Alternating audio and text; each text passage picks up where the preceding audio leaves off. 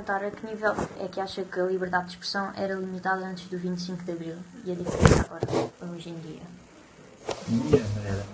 Há diferenças enormes. A liberdade era limitada a todos os níveis. Desde as liberdades que nós consideramos assim mais essenciais e que aparecem nos documentos todos, a liberdade de imprensa, que não existia, tínhamos uma censura, a liberdade de emitir uma opinião, a liberdade das pessoas estarem 3 ou 4 na rua a falar era mal visto e era condenado as pessoas eram vigiadas pela PIDE, se estivessem à rua, considerava-se um ajuntamento, mais que 2 pessoas.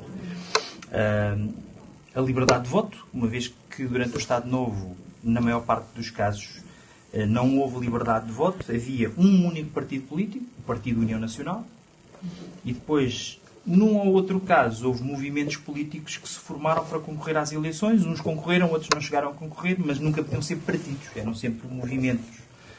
E também nunca tiveram a liberdade de limpar os cadernos eleitorais. As listas de pessoas que votam tinham milhares de pessoas que já tinham morrido há muitos anos e os votos apareciam sempre descarregados e não tinham os jovens, que provavelmente seriam aquele grupo que queria mudar as coisas, nunca lhes davam o direito de voto, porque os cadernos eleitorais também eram muito atrasados. As eleições eram marcadas às vezes com um mês de antecedência para não se poder mexer nos cadernos eleitorais. E depois as outras liberdades mais diárias, por exemplo, a liberdade de ter um isqueiro. Eu, para ter um isqueiro, tinha que ter uma licença passada pelo Estado. Exatamente. E para usar o isqueiro, eu só podia usá-lo debaixo de telha. Não podia usar na rua. Na prática era isso. Ou, por exemplo, de uma regra que dizia, em determinada altura, que as mulheres que fossem para a praia com um fato de banho mais curto do que determinada medida eram culpadas de atentado à moral pública. Portanto, as grandes liberdades eram postas em causa e depois as pequenas liberdades. E acha que, após o 25 de Abril, a mudança foi logo repentina ou foi uma mudança mais gradual? Foi uma mudança repentina, mudou tudo. Em alguns casos até havia depois falta de liberdade em concordar com alguns aspectos mais disciplinados ou mais controlados do Estado Novo. Portanto, há uma mudança muito repentina. Há pessoas que continuam a dizer que houve um excesso de liberdade, mas isso é uma questão de opinião. Em termos reais, o que acontece mesmo é que as liberdades explodem na altura de 25 de Abril. E, atualmente, acha que ainda há, por exemplo, não tanta censura, mas ainda há alguma censura nas publicações que são feitas aqui em Portugal? Não há um organismo criado pelo Estado com poderes para fazer isso, mas cada vez que existe uma força política ou um interesse económico que se sente enfrentado ou posto em causa de alguma maneira, move os seus cordelinhos. O que acontece é que não é por via oficial. Não tem o direito de o fazer à face da lei. Mas movem.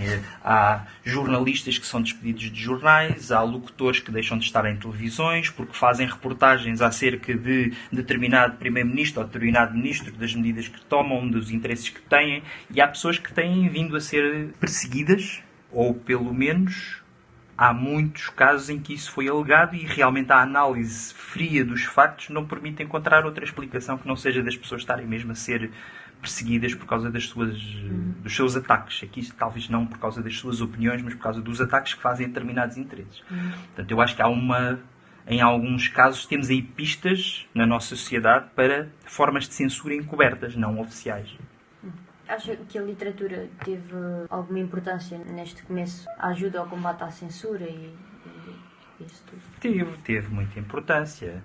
A literatura, nas suas várias formas, a poesia, as manifestações jornalísticas, o próprio teatro. Estava-me aqui a lembrar de uma obra de Luís de Sá Monteiro, Felizmente ao Luar, que não fala nada do Estado Novo, mas fala de uma situação na história de Portugal, antes da Revolução Liberal, em que há um conjunto de gente que quer promover a Revolução Liberal e acabam por ser presos como conspiradores e mortos. Não sei se já ouviram falar dos Mártires da Pátria. Em Lisboa há uma praça chamada o Campo dos Mártires da Pátria.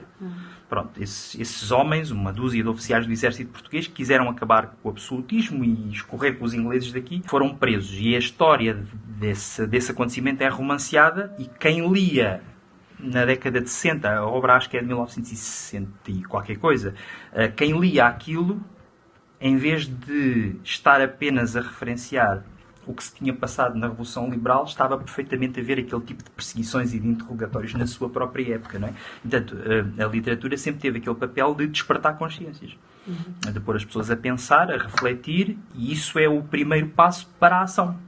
Primeiro temos que tomar uma posição, temos que tomar consciência, uma posição, e depois a seguir vamos agir perante isso. E a literatura foi muitíssimo importante.